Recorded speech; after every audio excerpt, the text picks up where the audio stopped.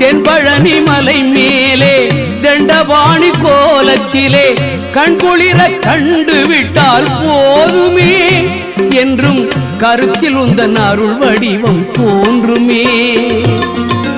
உள்ளத்திலே நீ இருக்க உன்னை நம்பி நான் இருக்க வெள்ளிமலையான் மகனே வேலையா என் வாழ்வு வளம் காண கடைக்கண் பாரையா கடைக்கண் பாரையா.